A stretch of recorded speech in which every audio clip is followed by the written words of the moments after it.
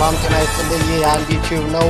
አዳዲስና ሰበር መረጃዎች እንዲደርሷችሁ ቻናሉን ላይክ እና ሰብስክራይብ እያደረጋችሁ አብራችሁን ቆዩ።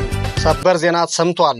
ተወዳጁ ድምፃዊ ቴዎድሮስ ካሳሁን ቴዲ አፍሮ ሪከርዶችን መሰባበሩ ተነግሯል። ድምፃዊው ትናንት በለቀቀውና ኢትዮሪካ በተሰኘው አዲስ አልበሙ 24 ሰዓት ባልሞላ ጊዜ ውስጥ 30 ሚሊዮን እይታ በማግኘት በዓለም አቀፍ ደረጃ ሳይቀር መነጋገሪያ የሆነ እና በደረጃ ሰንጠረዥም በዓለም ከ1 እስከ 10 ባለው ውስጥ መያዝ እንደቻለ እየተነገረ ይገኛል። ይህ ሪከርድ በኢትዮጵያና በአፍሪካ ደረጃ ደግሞ የአንደኝነት መንበሩን አቆናጦታል ተብሏል። 18 ትራኮችን ያካተተው አልበሙ በራሱ የቴዲ አፍሮ ኦፊሻል ዩቲዩብ ቻናል ላይ ትናንት ከቀኑ በ8 ሰዓት የተለቀቀ ሲሆን እስካሁን ድረስ በማህበራዊ ሚዲያው እንደተቆጣጠረው ይገኛል።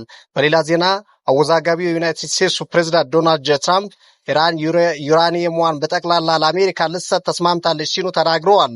አንድ ጊዜ ከኢራን ጋር ምንም አይነት ድርድር አናደርግም፣ ሌላ ጊዜ ደግሞ ከቴህራን ጋር በቂ የሚባል የሰላም ውይይት አድርገናል ሲሉ የሚናገሩ ፕሬዝዳንቱ ዛሬ ደግሞ ኢራን ከዚህ በኋላ ምንም አይነት ዩራኒየም ላታበለጽግ ተስማምተናል፣ ቴህራን ያላትን የዩራኒየም ምርትም ለአሜሪካ ልታስረክብ ተነጋግረን ጨርሰናል ሲሉ አሳውቀዋል።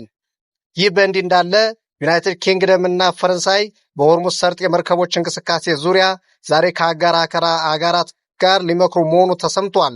ጠቅላይ ሚኒስትር ኪር ስታርመርና ፕሬዚዳንት ማክሮን በሆርሙዝ ሰርጥ የሚያልፉ የጭነት መርከቦች ምንም አይነት እንከን ሳይገጥማቸው ማለፍ በሚችሉበት ዙሪያ ከአጋር አካላት ጋር እንደሚነጋገሩ ነው የታወቀው።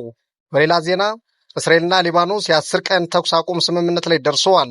ይህ የተኩስ አቁም ስምምነት የተደረሰው በዋሽንግተን ዲሲ ሲሆን እስራኤልን የተኩስ አቁም ስምምነት በመጣስ እስራኤል ለማጥቃት የሚሰነዘር ሙከራ ካለ ግን ራስን የመከላከል እርምጃ እንደምትወስድ አስጠንቅቃለች።